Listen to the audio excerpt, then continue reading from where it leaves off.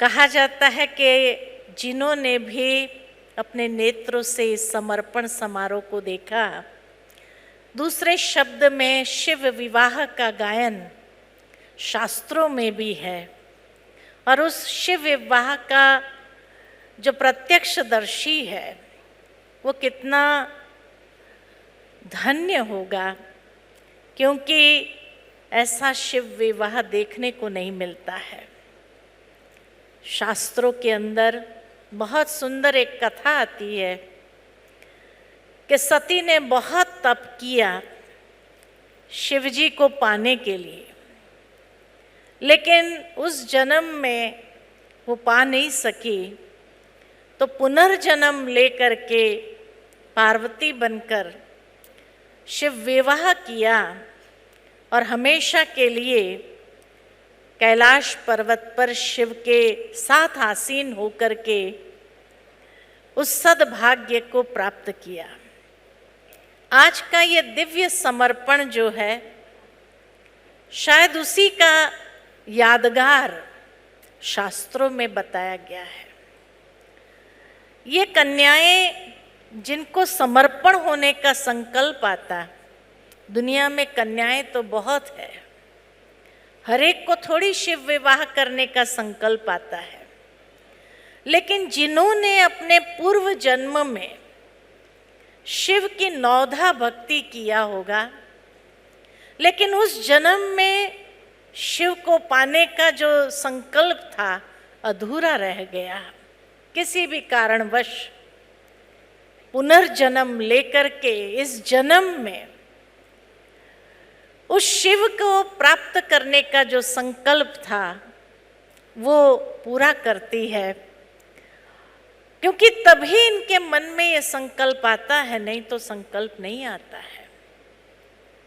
जिन्होंने शिव की अथाह भक्ति की है, ऐसी ही बहनें यहाँ समर्पित होती है, और ये हमारा प्रत्यक्ष अनुभव है, क्योंकि आज संसार के अंदर प्रजापिता ब्रह्मा कुमारी ईश्वरीय विश्वविद्यालय के जो केंद्र है, भारत के अंदर तो 5000 से अधिक केंद्र हो गए हैं, और विश्व के 140 देशों में इनके केंद्र हैं।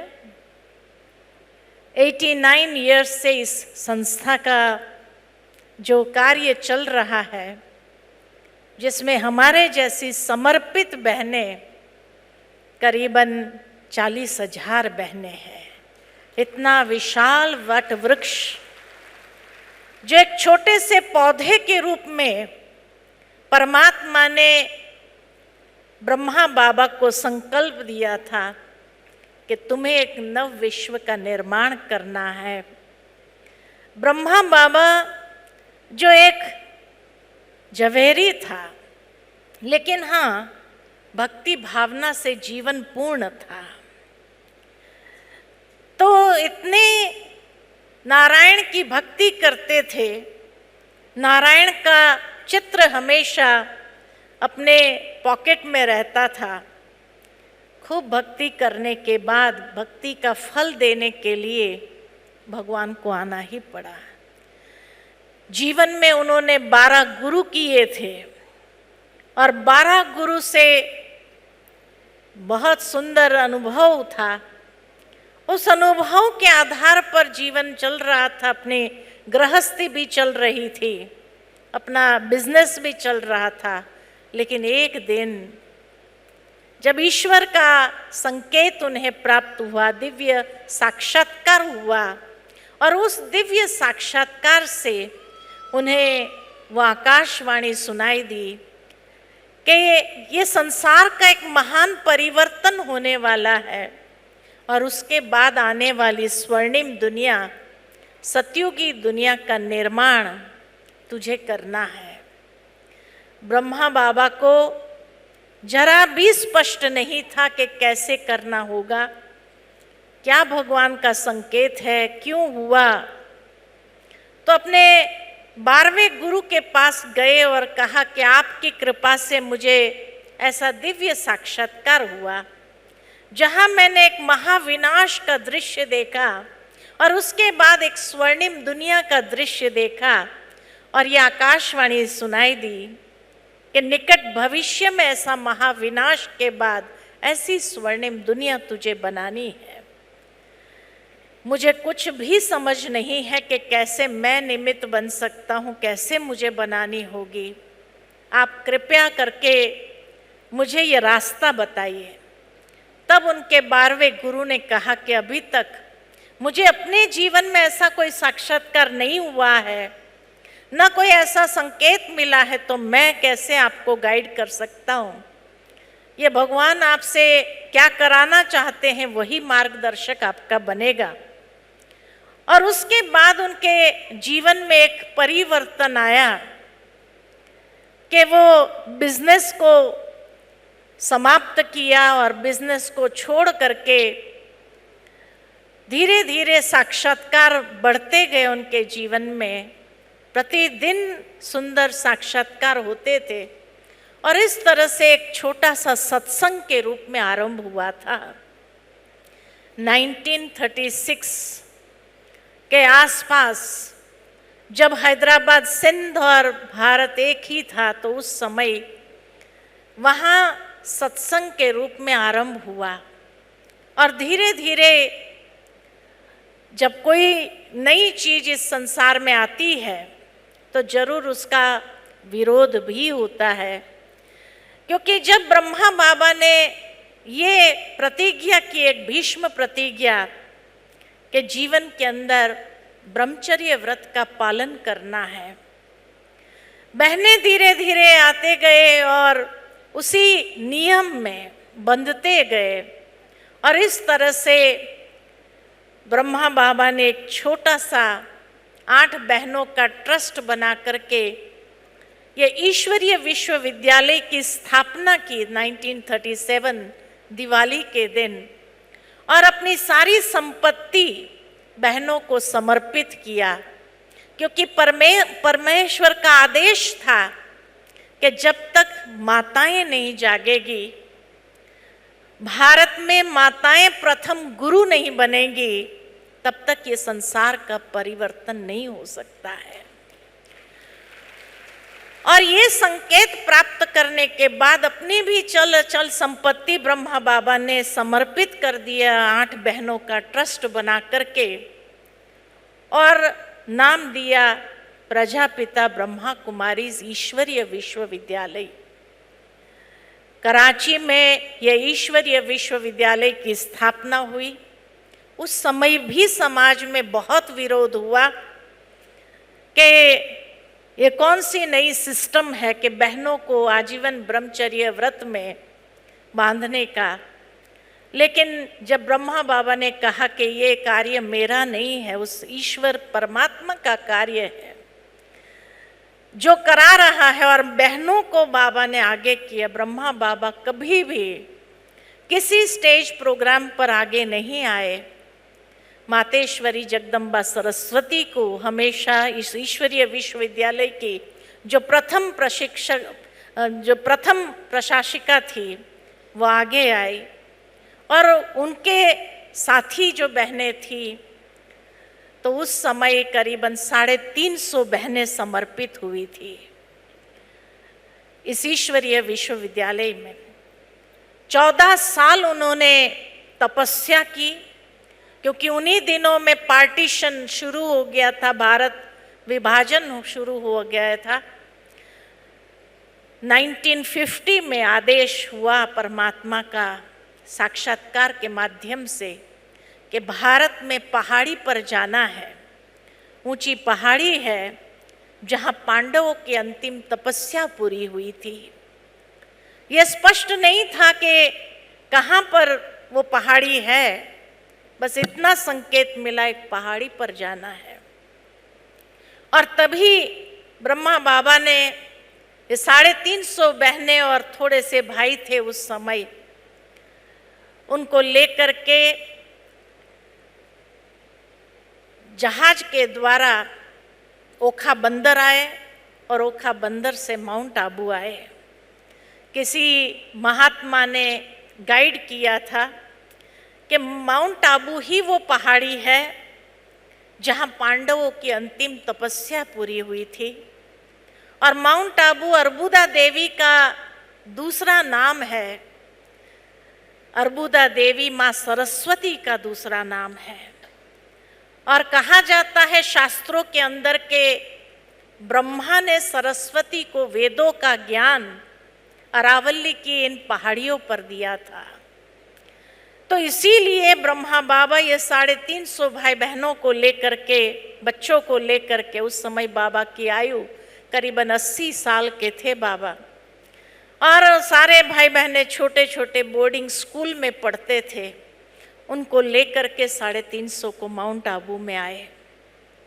और माउंट आबू से फिर जब पता चला उनके माता पिता को, क्योंकि पार्टीशन में माता पिता तो बच्चों को छोड़ करके चले गए थे, तब 14 साल ब्रह्मा बाबा ने, जहाँ इनकम का कोई सोर्स नहीं था, उस समय अपनी संपत्ति से 350 को खाना पीना पहनना सब कुछ किया।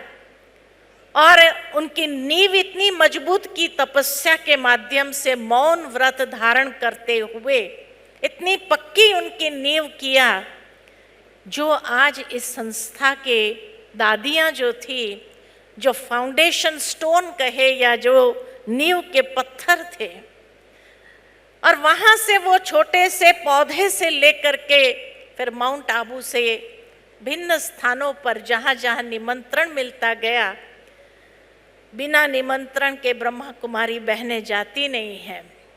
जहाँ निमंत्रण मिलता है वहाँ जाती है और वहाँ पर बहनें सेवा आरंभ करती है। जहाँ आत्मा का ज्ञान, परमात्मा का यथार्थ परिचय और परमात्मा कैसे एक नई सृष्टि का कार्य कर रहे हैं, इस तरह से कर्मों की गुह्य गति को लेकर के ज्ञान देती है और वहाँ के भाई बहनों को भी इस ज्ञान से सींचती है। तब कहा कि समय प्रति समय जब बहनें तैयार होती है, सीधा समर्पण नहीं करते हैं हम सभी।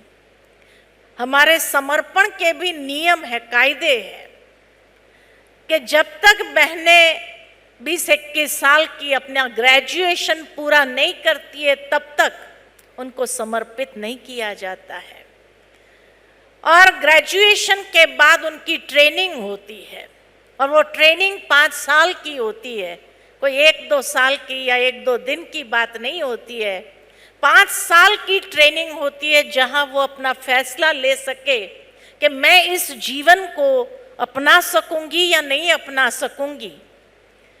5 साल के बाद भी अगर उसको और अधिक समय चाहिए तो और अधिक समय दिया जाता है, क्योंकि समर्पित कर देने के बाद अगर फिर उसके बाद उसका मन नहीं लगा तो वो तो संस्था की बदनामी हो जाती है। इसीलिए उनको पूरा समय दिया जाता है अपने जीवन का फैसला लेने के लिए, और उसके बाद उसका अपना प्रतिज्ञा पत्र होता है, जहाँ वो खुद प्रतिज्ञाबद्ध होती है कि मैं ब्रह्मा कुमारी ईश्वरीय विश्वविद्यालय का जो नियम है, उन नियम में चलने के लिए सक्षम हूँ, तैयार हूँ। उसके साथ साथ माता पिता का भी समर्पण पत्र चाहिए कि हम अपनी स्वेच्छा से अपनी कन्या को इस सेवा में अर्पित कर रहे हैं। उसके बाद जिस सेंटर से वो आती है, उस सेंटर की निमित्त जो बहन है, उसका प्रमाण पत्र चाहिए कि हाँ, चरित्र में ये कन्या बहुत अच्छी है, उसका कोई ऐसा दाग नहीं है जीवन के अंदर। तब जाकर उसकी पूरी फाइल बनती है। बिना फाइल के हम किसी को भी ऐसे कोई ब्रेन वॉश कर दिया और उसको समर्पित कर दिया, ऐसा हमारा कायदा ही नहीं है। क्योंकि कल को उसके परिवार के लोग आकर के अगर ब्रह्मा कुमारी इस पर केस कर दे तो क्या हो सकता है? बदनामी है संस्था की। इतनी बड़ी संस्था अगर आज 140 देशों में विश्व के अंदर चलती हो तो उसके नियम कायदे कानून बहुत सोच समझ करके सारा बनाया गया होता है। और जो नहीं चल सकते हैं कोई ना कोई कमजोरी के कारण, तो उसको 5 साल के अंदर ये स्वतंत्रता है कि वो वापस जाना चाहे दुनिया के अंदर जा सकती है। समर्पित होने के बाद ऐसे बहुत कम केस होते हैं कि जो वापस दुनिया में जाते हैं, वो भी कोई ना कोई ऐसी कमजोरी के कारण है, अगर उसको जाना पड़ा तो। बाकी जो समर्पित हो गई एक बार, तो वो अपने स्वेच्छा से उनको जहाँ फील्ड पर भेजा जाता है, लेकिन उनका हेडक्वार्टर से भी कनेक्शन है।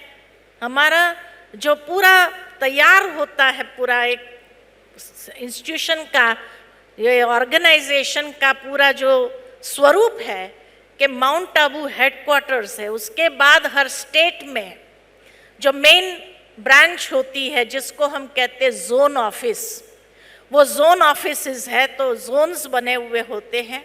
उस जोन्स के अंतर्गत उस स्टेट में जो सेंटर्स होते हैं, तो सेंटर्स बनते हैं, तो सेंटर इंचार्जेस होती है, सेंटर के नीचे सब सेंटर इंचार्जेस होती है, और सब सेंटर के नीचे गीता पाठशालाएं होती है। तो इस तरह से पूरा हमारा ढांचा बना हुआ है। लेकिन हर कोई माउंट आबू से कनेक्टेड है। विदेश का कनेक्शन जो है लंदन हेडक्वार्टर्स है, और लंदन हेडक्वार्टर्स से विदेश की सारी ब्रांचेस कनेक्टेड होती है।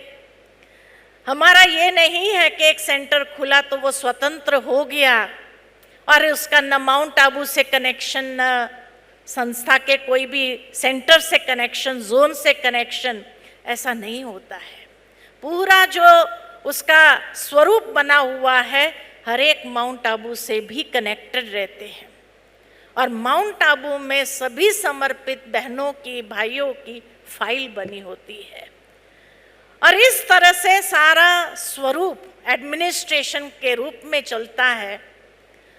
और जो समर्पित होती है बहनें और भाई भी, उनकी भी ट्रेनिंग चलती है, कैसे ज्ञान सुनाना होता है, उसकी सभ्यता क्या होती है। ब्रह्मचर्य व्रत हमारा मुख्य नियम माना जाता है, उस नियम में उसको रहना होता है। कोई भी नियम के विरुद्ध कार्य हुआ तो फिर उसको कुछ समय के लिए सजा भी मिलती है, उसको निष्कासित भी किया जाता है। अब जो निष्कासित होते हैं तो जरूर उनको थोड़ा दुख दर्द तो होता है, लेकिन कुछ समय के लिए वो सजा होती है, 6 महीना 1 साल की, जैसा जैसा उसने नियम भंग किया होता है, ताकि उसका प्रभाव दूसरे के ऊपर न पड़े। इतनी बड़ी संस्था है तो इसलिए ये नियम बने हुए होते हैं और उस नियम में हर एक को चलना अनिवार्य है। बाकी कई बार कई लोग पूछते हैं, तो जब शिव विवाह हुआ तो फिर ये सफ़ेद कपड़े क्यों पहने? सफ़ेद कपड़े के पीछे भी एक भाव है।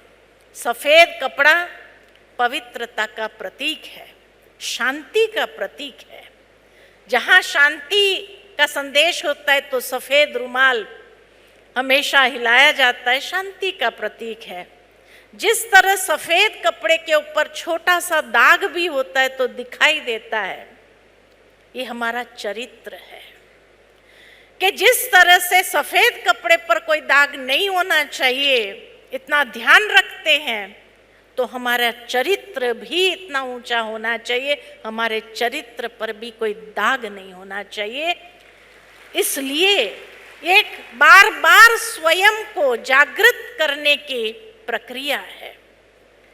बाकी प्रजापिता ब्रह्मा कुमारी के विषय में अगर कोई कहे कि यह सनातनी नहीं है क्योंकि तिलक नहीं लगाती है, हम लोग तिलक लगाते हैं, ये नहीं कि तिलक नहीं लगाते हैं, लेकिन हम यही कहते हैं आत्मस्मृति का ये यादगार है। तिलक लगाना आत्मस्मृति का यादगार है। तीसरा नेत्र यहाँ ही दिखाया जाता, तिलक यहाँ ही लगाया जाता, क्योंकि आत्मा का निवास स्थान है। मेडिकल साइंस द्वारा भी ये प्रमाणित है कि हाइपोथैलेमस पिट्यूटरी ग्लैंड के बीच में आत्मा का निवास है। जो 2.5 इंच पीछे और ऊपर से 1.5 इंच नीचे, अर्थात सीधा यही फोकल पॉइंट पर आता है। तो जिसकी आत्म जागृति हो गई उसको ये रिमाइंडर की आवश्यकता नहीं है, परमानेंट तिलक हमारा लगा हुआ है। साथ ही साथ दुनिया के अंदर तो इसलिए तिलक लगाते हैं कि भाई ये सौभाग्यवती है, उसका यादगार है, लेकिन यहाँ इसलिए हम तिलक नहीं लगाते हैं या कभी कभी मौके पर तिलक लगाते हैं चंदन का, क्योंकि शिव तो अमर, अजर अमर अविनाशी है, वो मरते ही नहीं है। अखंड सौभाग्यवती हमारी बहनें हैं, अखंड सौभाग्यवती, कभी खंडित होने वाला ही नहीं है। इसलिए ये तिलक सदा के लिए लगा हुआ आत्म जागृति हर एक के होने ही लगती है जब से वो इस संस्था में कदम रखते हैं। तो इसलिए तिलक, सफेद वस्त्र, जैसे दुनिया में भी कहा जाता है कि पति को जो प्रिय होता है वस्त्र, उसी प्रकार का पत्नी अडॉप्ट करती है। अगर उसको साड़ी पसंद है तो पत्नी साड़ी, उसको खुश करने के हिसाब से वो साड़ी ही पहनती है। अगर उसको कोई प्रकार के कपड़े पसंद नहीं है तो वो पत्नी नहीं पहनती। भले आज की दुनिया में स्वतंत्र हो गए, अपने विचार के हो गए, तो वो अपने हिसाब से जीना चाहते, तो वहाँ रोज का कलह क्लेश होता है। हम यही कहते कि परमात्मा जिसको कहा ही जाता पतियों का पति, पतियों का पति, उसको अगर सफेद वस्त्र पसंद है तो हमें भी वही पसंद है, हमारी चॉइस भी वही है। और इसीलिए सफेद वस्त्र तो वैसे भी देखा जाए, महाराज जी बता रहे थे कि माँ सरस्वती का ड्रेस है। माँ सरस्वती का ड्रेस अगर सफेद है तो सफेद वस्त्र का अगर कोई अपमान करे तो माँ सरस्वती का ही अपमान है ये तो इसीलिए ये वस्त्र कोई और बात के कारण नहीं, लेकिन ब्रह्मा बाबा ने इतना ध्यान रखा था कि कोई भी दाग अपने चरित्र पर नहीं होना चाहिए, इस तरह से अपनी जीवन शैली हो। दूसरी बात जो कहा जाता सनातनी नहीं है, हम पूछते सनातन की परिभाषा क्या है? क्या खाली चिल्लाने से सनातनी बन जाते हैं? क्या हम सनातनी हैं ये प्रोपोगंडा करने से सनातनी बन जाते? क्या सनातनी की जो दिनचर्या है वो जीवन में है? भगवत गीता के अंदर सबसे पहला जो दैवी संपदा बताई गई है, उस दैवी संपदा में अहिंसा परमो धर्म, ये सनातनी है। आज हमारे ऋषि मुनि, हमारे संत जो है भारत भर के अंदर, वो सनातनी है। क्यों? क्योंकि उनकी दिनचर्या 2:30 बजे से 3 बजे से आरंभ होती है और उस दिनचर्या में वो चलते हैं। उस दिनचर्या के हिसाब से उन्होंने जीवन व्यापन करने का संकल्प लिया है। तो इसीलिए वो क्रोध मुक्त है, काम क्रोध लोभ मोह अहंकार को जीता हुआ हो, उसको कहते सनातनी। जिन्होंने ज्ञान को अपने जीवन के अंदर हजम किया हो, उसको कहते सनातनी। जिन्होंने अहिंसा को, मन वचन कर्म की अहिंसा को अपनाया हो, जो अपने वचन से भी किसी को दुख न देता हो, जो अपने मन के अंदर किसी के प्रति बुरी भावना न रखता हो, उसको कहते हैं सनातनी। बाकी प्रोपोगंडा कर देने से कोई सनातनी नहीं बन जाता है। सनातनी का लक्षण सात्विकता, उसमें सबसे पहला लक्षण है। तो जहां सात्विकता है वो सनातनी है। जहां कोई प्राणी मात्र की हिंसा नहीं होती हो, उसको कहते हैं सनातनी। तो इसीलिए सनातनी का परिभाषा अगर देखा जाए, मैं समझती हूँ हमारे संत और उसको क्लैरिफाई करेंगे ही कि कितनी गहराई से ये शब्द भारत के अंदर आया है। प्रजापिता ब्रह्मा कुमारी ईश्वरीय विश्वविद्यालय को भी, सब बहनों को भी परमात्मा ने यही लक्ष्य दिया है कि तुम्हें सनातन धर्म की पुनः स्थापना करने में अपना योगदान देना है। क्योंकि जिस तरह से कहा जाता है कि व्यक्ति को अगर पढ़ाया जाता है तो सिर्फ वो पढ़ता है, लेकिन एक माता को पढ़ाया जाता है तो वो पूरे परिवार को पढ़ाती है। इसीलिए भगवान ने भी माता प्रथम गुरु कह करके इन बहनों को, माताओं को ये ज्ञान का कलश दिया, जो आज सारे विश्व के अंदर अनेकों को सनातन के जो परिभाषा है वो बतलाती है। सनातन धर्म की पुनः स्थापना करने में ईश्वर की मददगार बनी है। कई कहते हैं कि ये पाकिस्तान से ओरिजिनेट हुई है, इसलिए मुस्लिम कल्चर से कनेक्टेड है। अरे जिस संस्था के अंदर मुस्लिम भाई बहनें आते हो वो भी सनातन कल्चर को अपनाते हो, क्रिश्चियन भाई बहनें आते हैं वो भी परिवर्तन हो जाते हैं। विदेश में जितने भी सेंटर है हमारे, हर एक ने अपनी जीवन शैली को बदला है, सनातन सात्विक जीवन शैली को अपनाया है।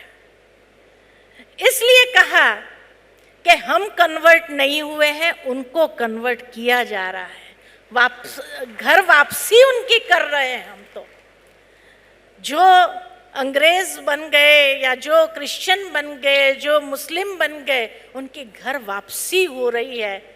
और जब घर वापसी कर रहे हो उसको कैसे आप सनातनी विरोधी बता सकते हैं?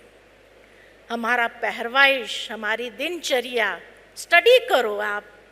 हम तो कई बार कई लोगों को कहते हैं कि जिस तरह से आप दूसरी संस्कृति के ऊपर, भारत के शास्त्रों के ऊपर पीएचडी करते हो, ब्रह्मा कुमारी के ज्ञान पर भी पीएचडी करके तो दिखाओ, शायद आपको समझ में आ जाए।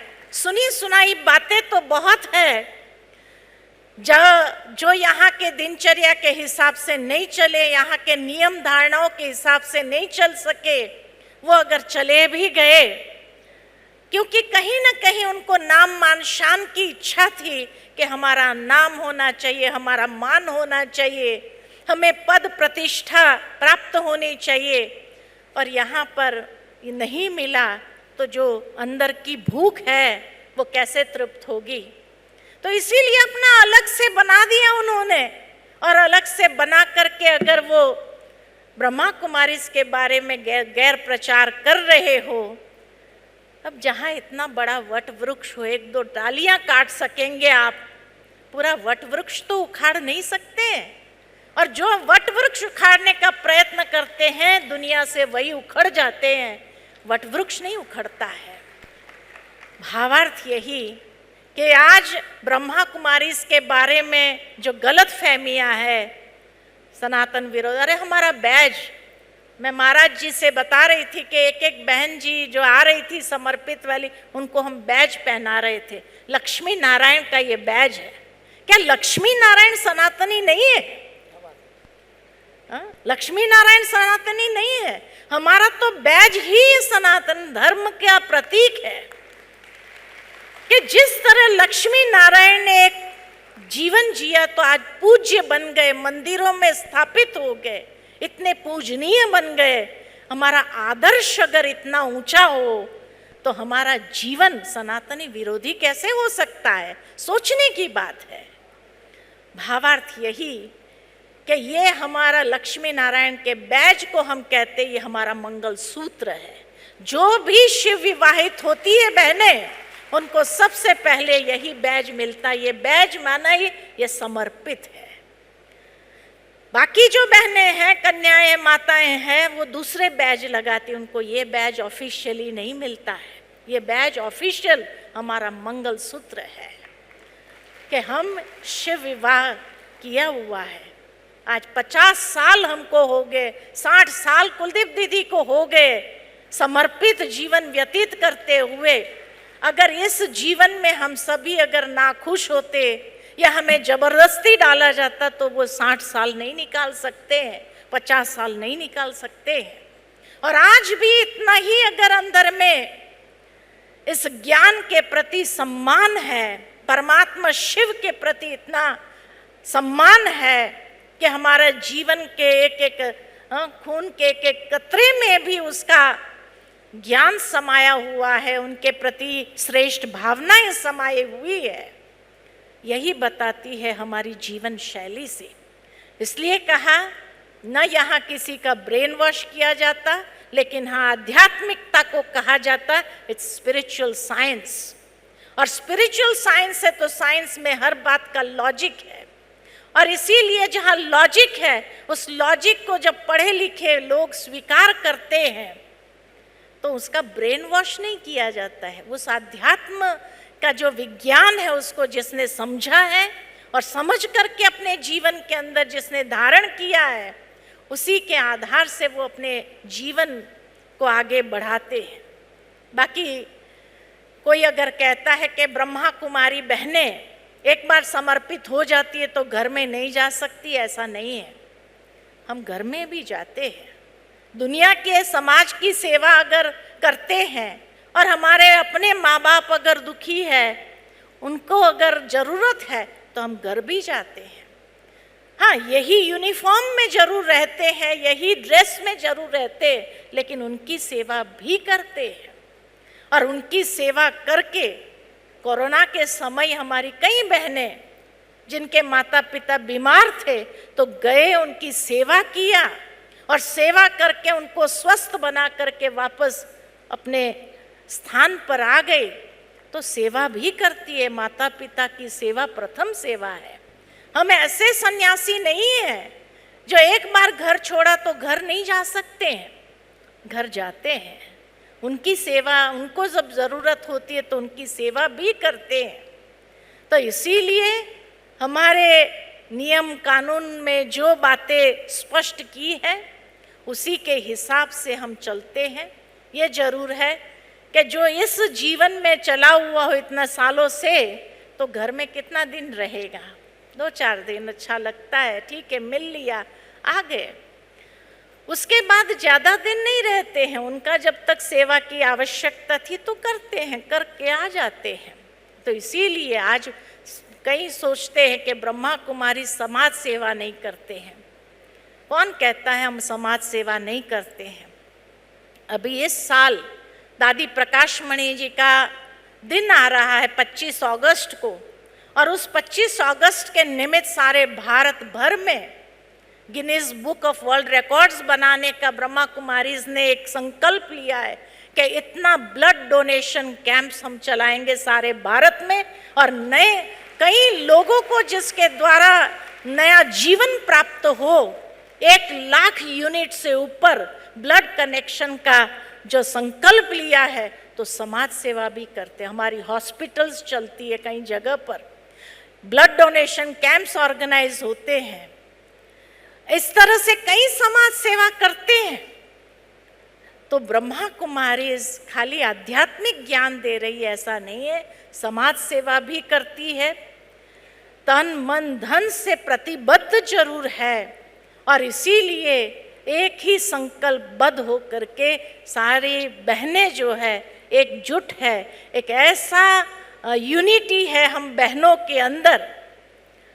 इसलिए कहा कि कोई उखाड़ना चाहे तो उखाड़ नहीं सकता। हाँ, एक डंडी हो उसको तोड़ना चाहे सहज टूट जाएगी, लेकिन जहाँ इतने सारे 40,000 डंडियाँ एक साथ हो उसको कौन उखाड़ सकता है? जो सोचता है उसकी नादानी है, उसकी नासमझी ही कहेंगे जो ऐसा करते हैं, और कितना बड़े पाप के भागी बन रहे हैं। क्योंकि जहाँ परमात्मा कार्य है, वो परमात्मा कार्य को कोई कितने भी विघ्न डाले, विघ्न उनका कुछ नहीं बिगाड़ सकता, और वो आगे बढ़ते ही जाते हैं। मुझे याद आता है एक बार ब्रह्मा बाबा के लिए किसी ने बहुत गलत न्यूज़पेपर में छपवाया था। तो हमारे कुछ भाई बहनें आए ब्रह्मा बाबा के पास में और कहा कि बाबा इन्होंने इतना गलत छापा है, इनके ऊपर केस करते हैं। ब्रह्मा बाबा ने मुस्कुराकर कहा कि केस नहीं करना चाहिए उनके ऊपर, तो उनको प्रसाद दे कर के आओ। कहा प्रसाद देकर आए, उनको प्रसाद क्यों देवे? ब्रह्मा बाबा ने बहुत सुंदर बात कही। कहा जितना नेगेटिव डाला है लोग पढ़ेंगे। आज हमें अगर न्यूज़पेपर में, उस जमाने में तो इलेक्ट्रॉनिक मीडिया नहीं था, सोशल मीडिया नहीं था, न्यूज़पेपर ही आधार था, तो कहा अगर हम एक आधा पेज भी अगर कुछ छपाना चाहे पॉजिटिव, कितना पैसा लगता है, और पॉजिटिव बातें लोग पढ़ेंगे नहीं, ठीक है करके छोड़ देंगे। अब उन्होंने पूरा पेज नेगेटिव डाला है, कितना खर्चा किया है ये डालने के लिए, और लोग नेगेटिव बातें जरूर पढ़ेंगे। पढ़ने के बाद उनके मन में विचार आएगा, जाकर देखे तो सही। 50% भी अगर देखने आए, देखने के बाद उनके अंदर में ये आया कि जो छापा था ऐसा तो कुछ है ही नहीं यहाँ पर, वो आपके स्टूडेंट बन जाएंगे। आप जितनी सेवा नहीं कर पाएंगे, आध्यात्मिक जागृति उनके अंदर नहीं लाए, ये नेगेटिव बातें उनके अंदर एक न एक दिन आध्यात्मिक जागृति ले आए, तो ऐसे लोगों को तो प्रसाद ही देना चाहिए ना, उनके ऊपर केस थोड़ी करना होता है। बहुत सुंदर बात। इसीलिए मैं तो यही कहती हूँ, जो नेगेटिव बात भी कर रहे हैं उसको सुन करके कई लोग आते हैं जानने के लिए कि क्या सचमुच ऐसा चलता है ब्रह्मा कुमारीज में, और जब यहाँ आकर सच्चाई को देखते हैं तो कहते कितनी गलत बातें छापी है, कह करके भी जाते। हम तो वही सुन करके यहाँ आए थे। उसका कोई प्रभाव, नेगेटिव बातों का कोई प्रभाव ज़्यादा दिन नहीं चलता है, पॉजिटिव बातों का इम्पैक्ट लॉन्ग रन तक रहता है, नेगेटिव बातों का प्रभाव क्षणिक रहता है। इसलिए जो नेगेटिव बातें कर रहे हैं हम उनको भी धन्यवाद ही कर रहे हैं कि आप ऐसी एक सेवा कर रहे हो कि लोग अपने आप देखने के लिए आ रहे हैं।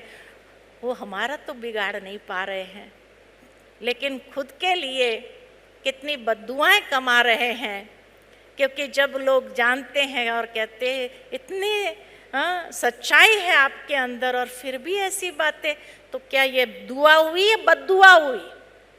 इसलिए दुआओं से जीवन आगे व्यतीत करें।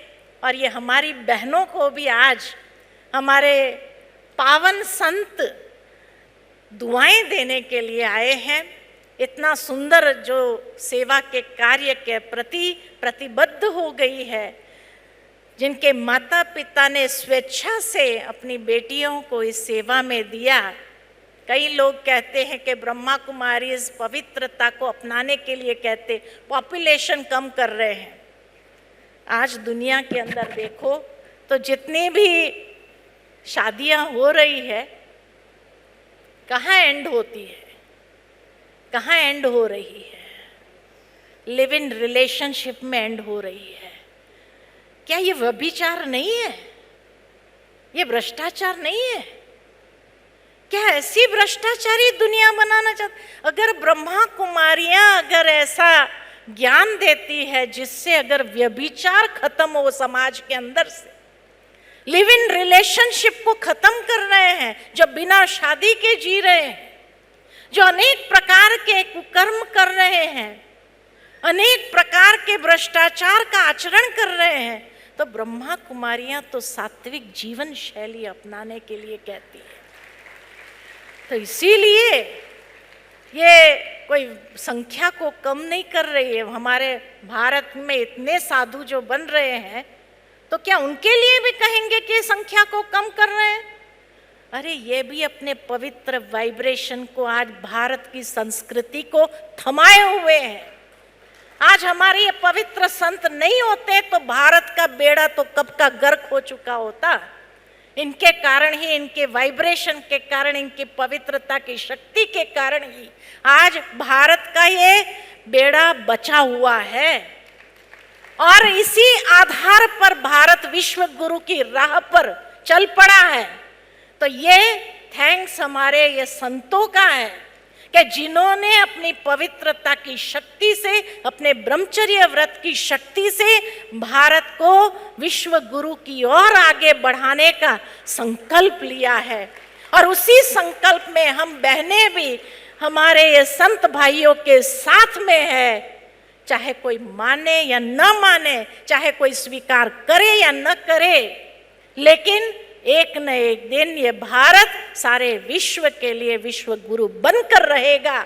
ये संकल्प हमारा इन भाइयों के साथ में है और हम भाई और बहनें मिल करके ये कार्य करने जा रहे हैं। हमारे साथ में भाइयों की शक्ति है, हमारे संतों की शक्ति है, इसका हमें विश्वास है और इसका हमें गर्व है। और इसीलिए हम देख रहे हैं प्रैक्टिकल कि किस तरह से हमारे भाई हमारे साथ है और उनका सपोर्ट हमें मिला और किसी के सपोर्ट की हमें आवश्यकता भी नहीं है। इन्हीं शब्दों के साथ मैं वाणी को विराम देती हूँ। बहुत बहुत धन्यवाद। ओम शांति।